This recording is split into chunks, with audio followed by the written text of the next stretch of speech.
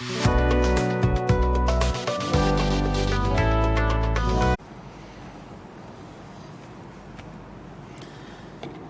بالله من الشيطان الرجيم بسم الله الرحمن الرحيم السلام عليكم ورحمة الله تعالى وبركاته الحمد لله رب العالمين وصلى الله على سيدنا محمد وعلى آله وصحبه الطيبين الطاهرين اللهم علمنا ما جهلنا وذكرنا ما نسينا وزدنا علما ونعوذ بك من حال أهل النار ولا حول ولا قوة إلا بالله العلي العظيم ولا حول ولا قوة إلا بالله العلي العظيم ذكركم وأذكر نفسي بإخلاص نيتي لله تبارك وتعالى ولا حول ولا قوة إلا بالله العلي العظيم. Hadirin muslimin muslimat yang dirahmati oleh Allah Subhanahu wa taala, pada pertemuan yang sebelum ini melalui kitab Abi Suja' ini kita membahaskan tentang perkara-perkara yang diharamkan ke atas orang yang berhadas dengan hadas yang kecil. Kemudian kita membahaskan perkara-perkara yang diharamkan ke atas perempuan yang haid dan nifas. Kemudian kita ambil sedikit sebelum kita khatam tajuk At-Taharah daripada kitab ini. Dan sebelum kita masuk babus salat, kita nak masuk tentang bab pada menyatakan salat. Maka tajuk yang terakhir yang secara ringkas kita nak sentuh sedikit, iaitulah tentang perkara yang diharamkan ke atas orang yang berjunub. Pengarang kitab dia kata, wa yahrumu 'alal junubi khamsatu asya', dan haram ke atas orang yang berjunub 5 perkara. Maka salah satu daripadanya as-salat. Salah satu daripadanya salat. Orang berjunub ni haram ke atas dia melakukan salat. Kalau sekiranya dia berjunub, haram dia salat, sama ada salat itu fardu ataupun salat itu sunat. Salat sunat duha, tahajud dan seumpamanya, haram ke atas dia. Hatta kalau salat itu salat jenazah, juga haram dia melakukannya tanpa dia melakukan mandi wajib sebelumnya. Itu yang pertama. Yang kedua, pengarang kitab kata wa qiraatul Quran. Wa qiraatul Quran, dan membaca Al-Quran. Di sini juga seperti kita bahas tajuk sebelum ini, haram ke atas mereka membaca Al-Quran, yakni yang maksud dengannya ialah dengan lidah, dengan bacaan lidah. Sekira-kira dia memperdengarkan bacaan itu pada dirinya walaupun dengan satu huruf, yakni haram walaupun dengan satu huruf dengan niat membaca Al-Quran. Adapun kalau sekiranya dia lalukan bacaan Al-Quran itu bukan dengan lidahnya, bukan dengan menggunakan lidah, tapi dia lalukan bacaan itu di hatinya. Kita sebut baca di hati, kan disebut macam tu. Itu harus, walaupun dia dalam keadaan berjunub, harus. Yang kita sebut haram tadi ialah dengan lidah. Tapi kalau sekiranya dia baca dengan hati, itu harus tidak ada mudarat padanya. Itu yang kita sebut. Dan begitu juga kalau orang tu dia gerakkan bibir tanpa dia gerakkan lidah,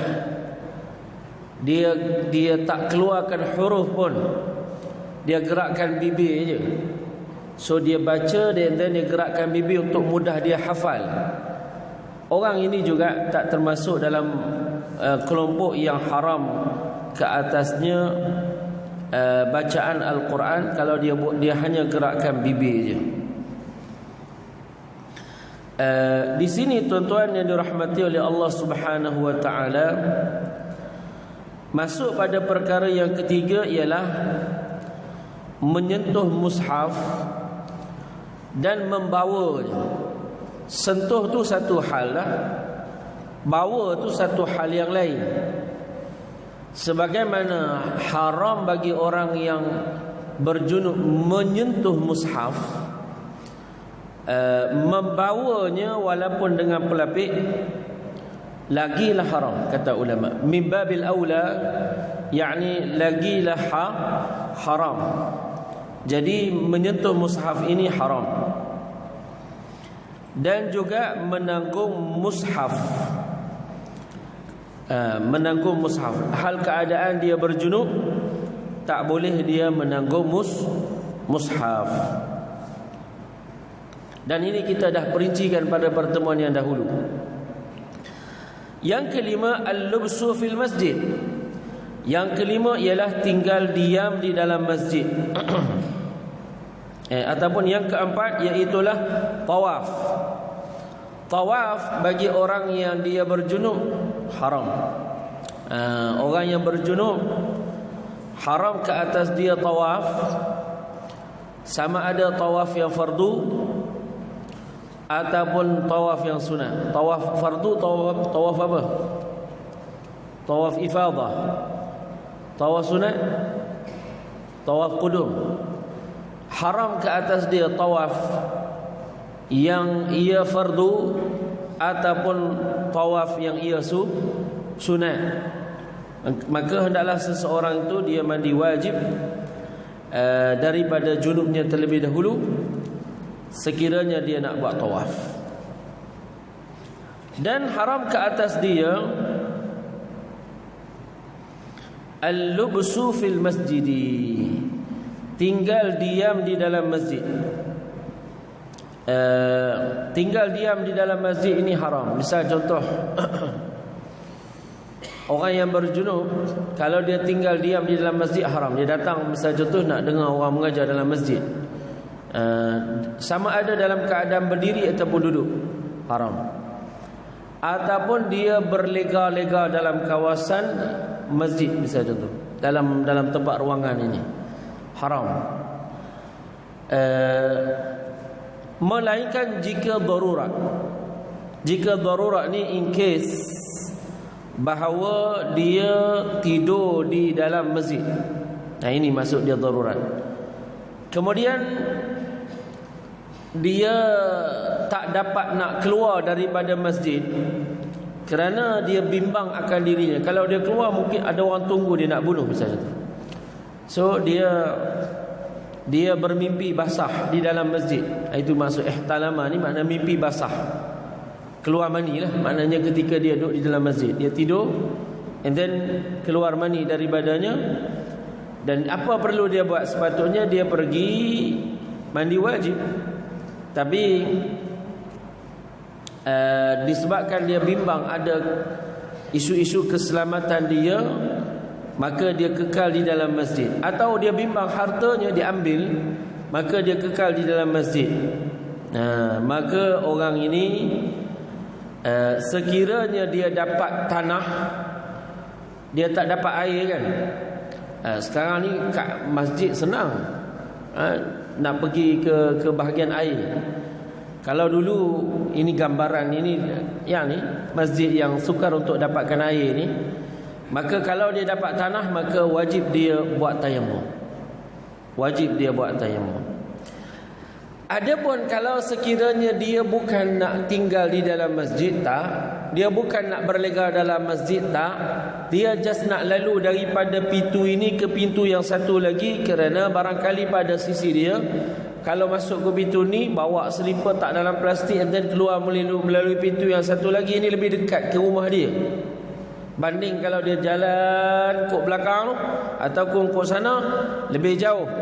Maka dia buat macam itu. Terutama masjid besar kan, masjid wilayah, masjid An-Nabawi, masjid di Masjidil Haram, Maka kalau dia buat macam itu, dia apa hukum dia kata ulama? Maka kata ulama, hukum dia tidak haram dan tidak makruh. Tak haram dan tidak makruh. Tak haram dan tidak makruh.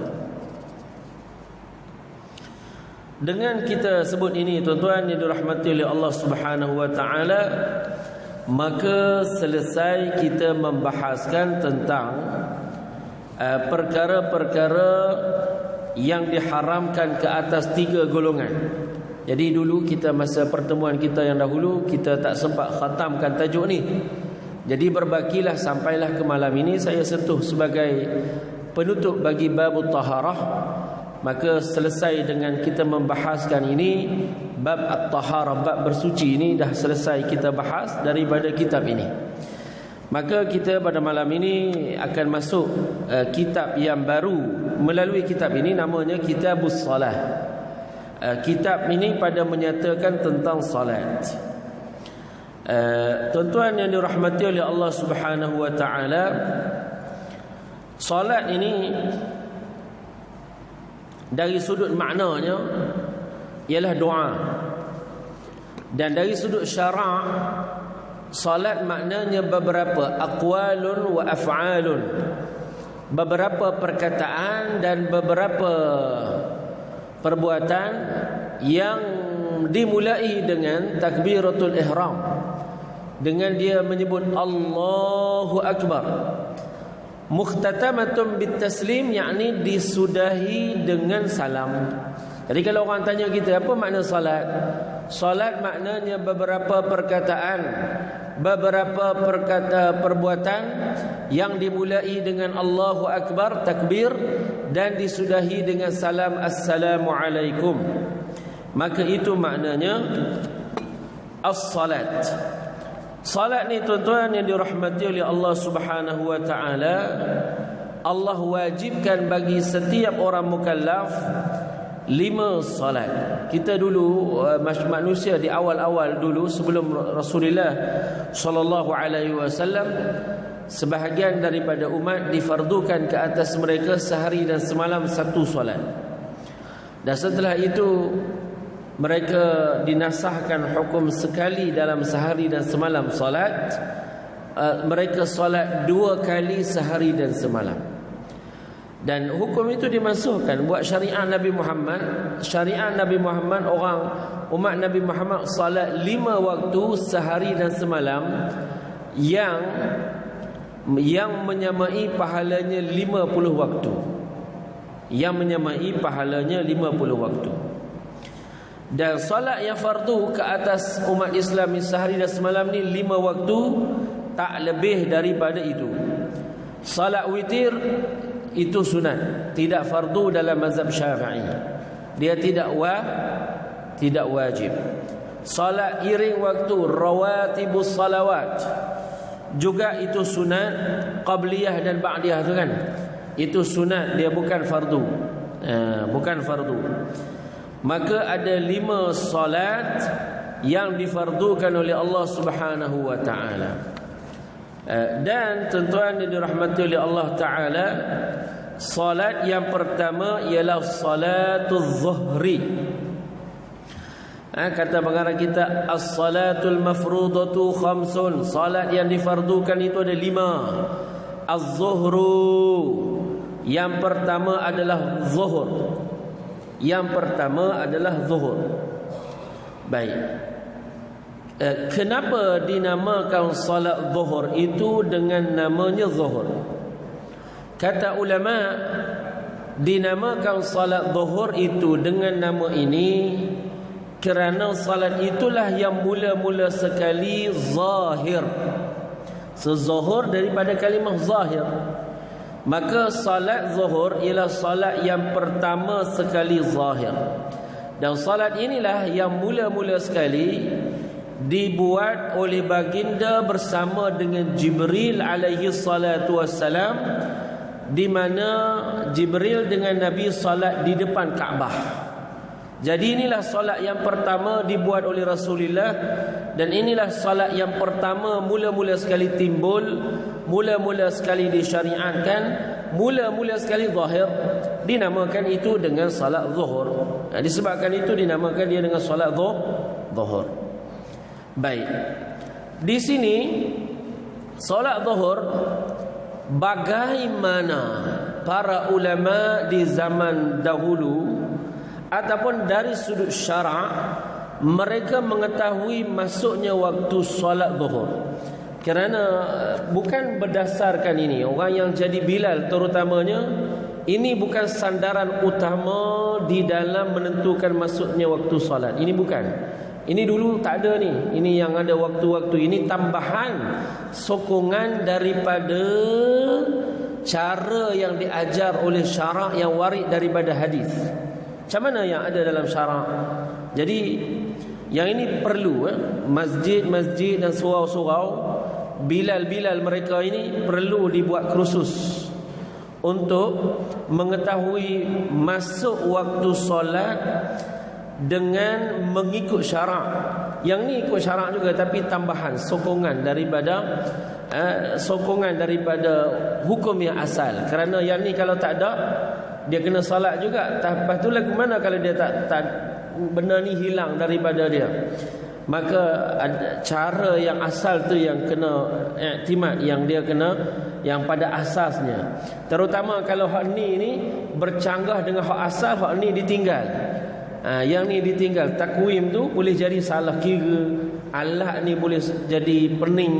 Jadi radio tu boleh jadi orang tekan dia awal. Dan ini berlaku, bukan kata tak berlaku, sangat banyak berlaku.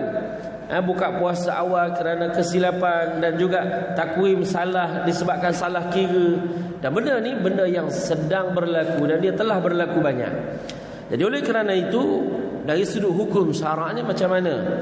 Jadi di sini ulama kita dia kata masuknya waktu zuhur ialah dengan zawalus syamsi, tergelincirnya matahari. Dalam Quran pun sebut liduluki syams, dengan tergelincirnya matahari. Jadi pening. Tergelincirnya matahari itu daripada mana ke mana? Kan? Jadi di sini ulama bahas, apabila sebut tergelincirnya matahari, maknanya tergelincirnya matahari daripada tengah-tengah langit ke arah barat. Tergelincirnya matahari daripada tengah-tengah langit ke arah barat. Kerana matahari, daripada mana matahari terbit? Matahari terbit daripada timur. Betul? Kemudian dia naik sampai nanti di tengah-tengah langit. Dan kemudian matahari tersebut dari tengah-tengah langit, dia tergelincir ke arah barat. Seawal dia tergelincir di arah barat, maka itu adalah masuknya waktu zuhur. Masuknya waktu zuhur. Tetapi sangat sukar dekat sini nak tahu matahari berada di tengah-tengah langit. Macam mana nak tahu matahari itu berada di tengah-tengah langit? Dan macam mana nak tahu sekarang matahari itu sekarang dia dah berada di sebelah barat? Maka di sini dengan beberapa cara ulama kata kita boleh tahu bahawa matahari sekarang berada di tengah-tengah langit. Dan kemudian daripada itu dia telah berpindah ataupun tergelincir di sebelah barat, daripada sebelumnya dia di tengah-tengah langit. Macam mana? Kata ulama, kita boleh tahu ia dengan kita meletakkan di kawasan lapang. Kawasan lapang ni termasuk padang bola ke, atas bumbung rumah kita ke, di balkoni kita ke, di kawasan lapang lah, di ruang masjid depan tu ke, yang boleh matahari kena padanya. Okey? Jadi benda tu disebut dalam bahasa Arab syakhis. Sama ada benda tu kita ke duduk di tengah-tengah tu, ataupun pin ke, boleh juga dipacakkan 90 darjah, ataupun tongkat ke dipacakkan 90 darjah, Apa-apa sahaja yang boleh kita tegakkan 90 darjah. Baik. Di sini apabila matahari terbit melalui barat, katakan di sini sebelah barat ataupun sini belah barat, ini timur. Sini belah kanan saya, belah barat, belah sini, belah kiri, belah kanan ni timur. Jadi matahari dia naik di sebelah timur. Jadi matahari naik. Bila matahari mula terbit, cahaya matahari ni dia akan kena pada batang ini, betul tak? Batang yang kita tegakkan 90 darjah. Bila matahari itu dia kena batang ini, maka dia akan ada bayang. Bayang di awal-awal ni panjang. Bila matahari makin naik, bayang tu dia makin pendek. Bayang tu berada di mana sekarang? Berada di sebelah matahari terbit melalui timur, bayang berada di sebelah barat, betul? Maka apabila matahari makin naik, bayang makin pendek. Matahari makin naik, bayang makin pendek. Sehinggalah matahari betul-betul berada di tengah-tengah langit, maka pada batang ini kita akan nampak cahaya bayang yang paling pendek. Ketika matahari berada di tengah-tengah langit, nama keadaan ini istiwa. Nama keadaan itu istiwa. Istiwa ni maknanya matahari berada di tengah-tengah langit. Baik. Bayang yang ada pada batang ini, pada kayu ini, yang timbul dia pendek sekali, kita panggil dia zillul istiwa. Zillul istiwa ni bayang istiwa. Baik.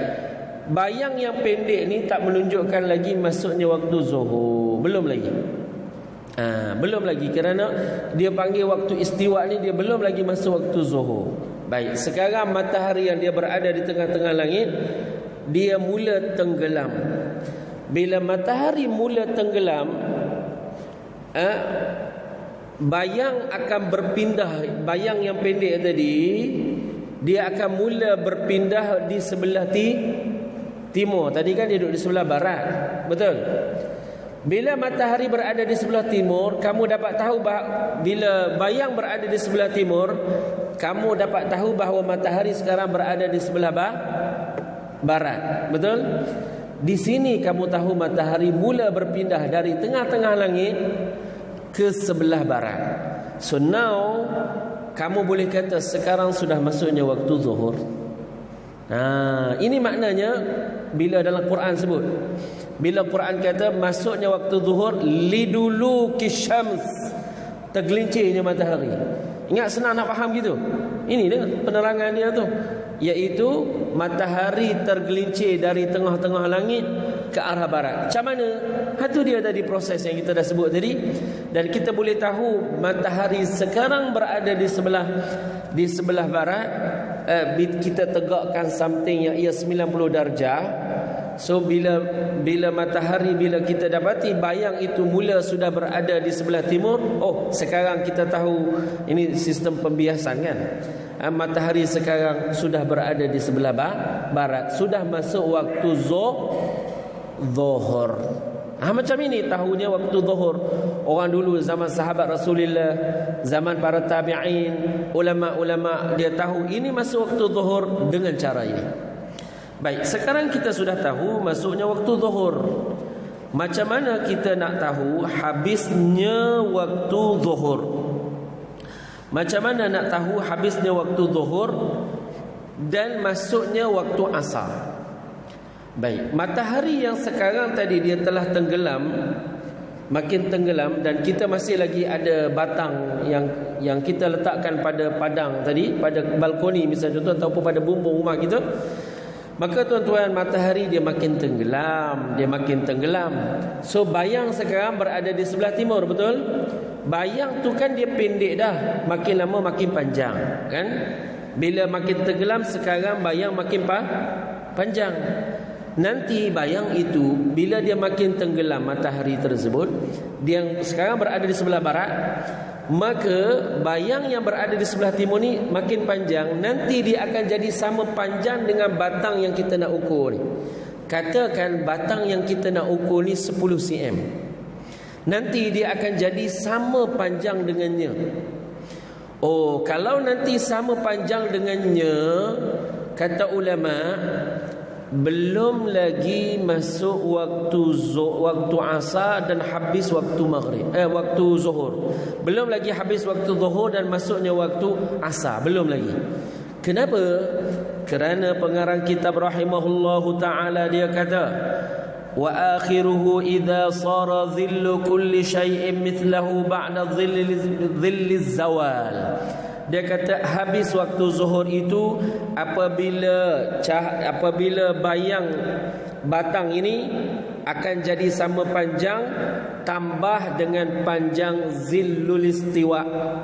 Zillul istiwa tadi, kalau kita matahari bila berada di tengah-tengah langit tadi kan, kita nak kena tanda dekat situ berapa cm lebih kurang. Katakan dia 2 cm sebab dia paling pendek sekali. Ini katakan macam itu 2 cm. Baik. Sekarang bila matahari itu tenggelam-tenggelam, nanti dia akan jadi bayang matahari yang kini berada di sebelah timur sama panjang dengan batang yang kita ukur ni 10 cm batang ini, maka bayang tu jadi 10 cm. Belum lagi habis waktu zuhur, tunggu lagi 2 cm yang ia adalah bayang istiwa ketika matahari berada di tengah-tengah langit. Kita kata tadi 2 cm.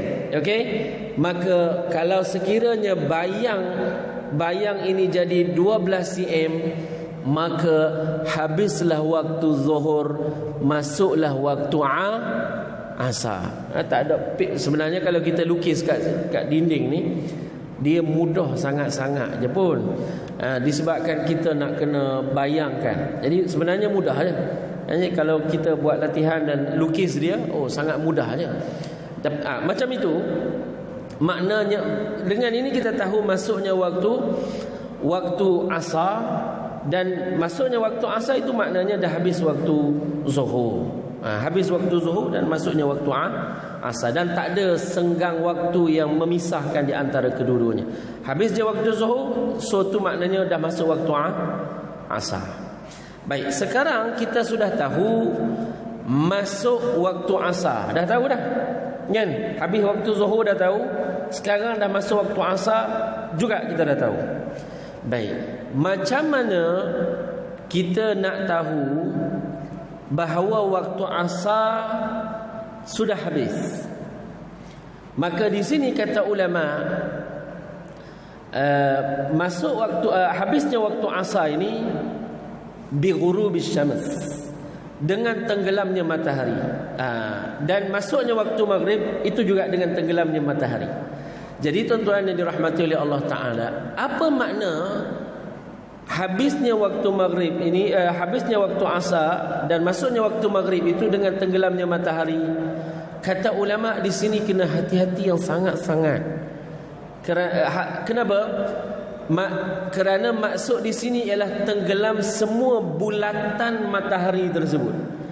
Piring matahari itu semuanya tenggelam. Dari sini kamu kata habisnya waktu asar. Kenapa saya kata kena hati-hati?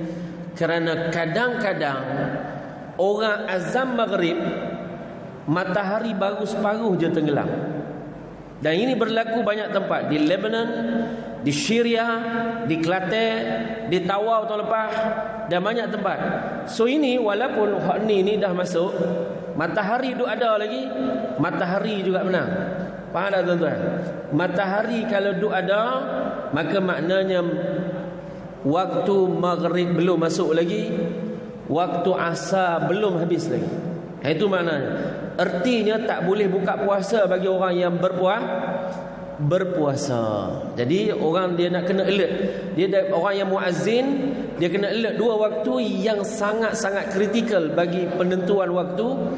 Pertama maghrib, satu lagi waktu subuh. Jadi waktu maghrib ni dia nak kena confirm matahari itu betul-betul tenggelam. Barulah kata para ulama, dia boleh confirm masuknya waktu maghrib, habisnya waktu subuh, habisnya waktu asar. Jadi di sini kalau matahari itu dia belum lagi tenggelam semua piring dia, semua bulatan-bulatan dia, belum lagi masuk waktu maghrib. Belum lagi, masih lagi ada waktu asar, dan dia boleh solat lagi solat asar kalau dia belum solat lagi. Jadi ini dia panggil waktu, salah satu daripada waktu tarafayin nahar, waktu penghujung hari ni dia nak kena jaga. Baik, sekarang kita dah tahu habisnya waktu asar dan masuknya waktu maghrib. Waktu maghrib ni kalau kita nak double check betul tak masuk waktu maghrib ni, kata ulama, sekarang kita fokus kita ialah pada bahagian barat kan, di bahagian tenggelam matahari. Boleh double check dengan belah timur, kita akan dapati bahawa kegelapan sedang mendatang. Dan ini disebut di dalam hadis, maghrib bila datang di arah timur ni, dia kegelapan mendatang. Bila kamu tengok di arah timur, gelap yang sangat-sangat berbanding dengan di sebelah barat. Maka bila gelap mendatang di sebelah timur, maka ini menunjukkan bahawa matahari dah tenggelam semua bulatan matahari tersebut. So ini kamu boleh cek, ianya bahawa confirm betul-betul. Kadang-kadang dia duduk di satu tempat, suka nak tengok matahari itu daripada ufuk dia. Jadi di sini menyebabkan dia duduk di kawasan bangunan banyak, ada banyak pembangunan, ada gulung ganang, so sukar untuk dia tengok matahari yang tenggelam. Jadi di sini dia boleh double check dengan keadaan ini. Bila dia tengok di sebelah timur, di sebelah timur itu kegelapan mendatang, maka ini menunjukkan masuknya waktu maghrib dan habisnya waktu asar. Baik. Bila waktu maghrib bila matahari itu tenggelam dan masuknya waktu maghrib, di sebelah barat ini tuan-tuan, dia timbul satu cahaya merah. Kita akan nampak warna merah menyingsing di situ. Warna merah ini namanya di dalam hadis syafaqul ahmar. Bahasanya lah disebut dia dengan syafaqul ahmar, warna kemerah-merahan yang timbul setelah tenggelam matahari seluruh piringnya. Maka warna kemerah-merahan ini wujud dia menunjukkan masuk waktu maghrib masih lagi ada. Waktu maghrib masih lagi ada. Kita boleh tengok kepada sebelah barat ada lagi warna merah yang masih menyingsing. Warna merah itu yang kelihatan di sebelah barat itu menunjukkan ada lagi waktu maghrib. Kerana kalau habis warna merah ini, maka ini menunjukkan habisnya waktu maghrib. Jadi bila tidak ada lagi syafaqul ahmar, dan syafaqul ahmar ini disebut di dalam hadis Rasulullah sallallahu alaihi wasallam, bila tidak ada lagi warna kemerah-merahan di sebelah maghrib, di sebelah barat ini, tak nampak lagi, itu maknanya waktu maghrib sudah habis. Maghrib ni dia sekejap je, sejam lebih je, sejam sikit-sikit je. Maka dan habisnya bila dah lenyap, misal contoh warna kemerah-merahan ini di ufuk barat, itu maknanya waktu maghrib sudah habis dan sudah masuk waktu isyak. So waktu isyak kata ulama masuk dengan tenggelamnya syafaqul ahmar, warna kemerah-merahan di sebelah ufuk barat. So kita tahu waktu isyak masuk dengan itu. Baik. Sekarang kata ulama, sekarang kita dah tahu masuk waktu isyak. Okey? Baik. Bilakah habisnya waktu isyak? Waktu isyak tak betul seperti mana sebahagian orang dakwa. Dulu orang viral, dia kata pukul 12 malam tu dah habis waktu isyak. Itu tak betul. Pertama sekali, waktu 12 malam tu midnight itu sistem orang putih pula tu. Bukan sistem dari sudut syarak. Syarak pertengahan malam, kita tak menentukan dengan cara macam tu. Tengok waktu maghrib, tengok waktu subuh, bahagikan tengah-tengah. Dia tak dapat pukul 12 pun. Boleh jadi tak sampai pukul 12, boleh jadi lebih pada pukul 12. Jadi tuan-tuan, tak betul lah habisnya pukul 12 malam ke pukul 3 ke. Bukan itu. Habisnya waktu solat, bukan itu. Habisnya waktu solat isyak, dan solat isyak ni panjang. Habis dia dengan tulu'ul fajri as-sadiq, terbitnya fajar as-sadiq. Jadi salat subuh ni dipanggil juga dengan salat fajar. Jadi tuan-tuan, tahu kita masuknya waktu subuh ni, kita akan tengok di ufuk timur dah. Sekarang kita dah tak tengok di ufuk barat, kita akan tengok di ufuk timur. Di sini di ufuk timur, kalau sekiranya timbul satu cahaya yang berwarna putih di ufuk timur di waktu pagi ni, dan cahaya tu bentuk dia melintang. Hari ni kalau kita Google pun boleh tengok syafaq apa tu, Fajrus Shadiq ni, dia orang dah ada rekod bentuk dia, boleh tengok lah. Maknanya benda tu boleh kita tengok macam mana bentuk Fajar As-Shadiq. Dia cahaya putih yang melintang di ufuk timur. Dia keluar, kemudian dia makin tersebar. Sebelum itu tuan-tuan, 30 minit sebelum itu datang Fajar Al-Kadhib. So dia ada dua nama Fajar. Ada Fajar Al-As-Sadiq, Fajar yang benar, yang dengannya kita tahu masuknya waktu subuh. Dan sebelum itu datang Fajar yang sebelum itu, namanya Fajar Al-Kadhib, Fajar pembohong. Maka Fajar itu dia bukan menunjukkan masuknya waktu subuh, dia menunjukkan betapa dekatnya nak masuk waktu subuh. Kata ulama, lebih kurang 30 minit nak masuk waktu subuh, terbit Fajar Al-Kadhib, yang ia warna putih juga, tetapi bentuk dia menegak. Kalau kita perhatikan, kata ulama, dia macam ekor serigala. Dia macam ekor serigala. Dia timbul, kemudian dia hilang macam itu. Dia timbul dan dia hilang. Dan setengah jam setelah itu lebih kurang, datangnya Fajar As-Sadiq yang ia menentukan masuknya waktu subuh. Menentukan masuknya waktu subuh. Jadi tuan-tuan, masuknya waktu subuh itu ialah dengan terbitnya Fajar As-Sadiq di sebelah timur, dan habisnya waktu. Dengan ini kita tahu habisnya waktu Isyak, dan tak boleh lagi solat Isyak kalau dah terbit Fajar As-Sadiq ini. Sekarang kita dah tahu masuknya waktu subuh. Bila kita dah tahu masuknya waktu subuh, macam mana kita nak tahu habisnya waktu subuh? Macam mana kita nak tahu habisnya waktu subuh?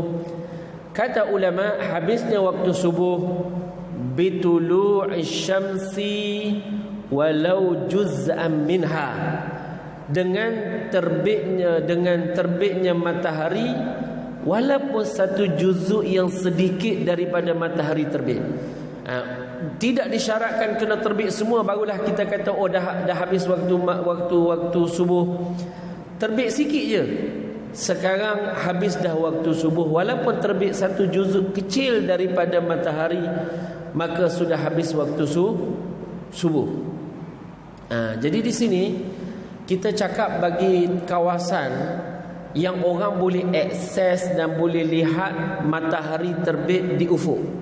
Bagi kawasan-kawasan yang ada bangunan, ada bukit-bukau, di sini untuk matahari itu naik sampai ke dia perlu berapa lama untuk dia naik sehingga sampai kepada dia.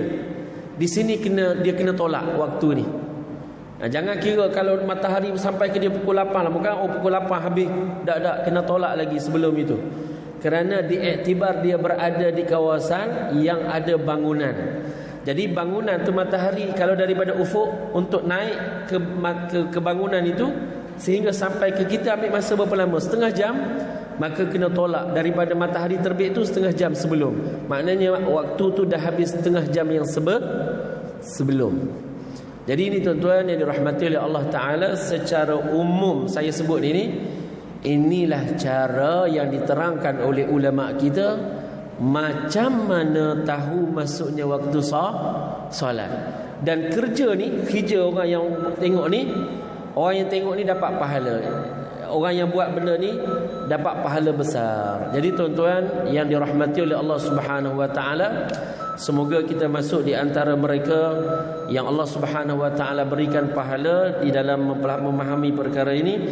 Aqulu qawli hadza, barakallahu fikum wa ahsanallahu ilaikum wa jazakumullahu khairan katsira. Assalamualaikum warahmatullahi wabarakatuh.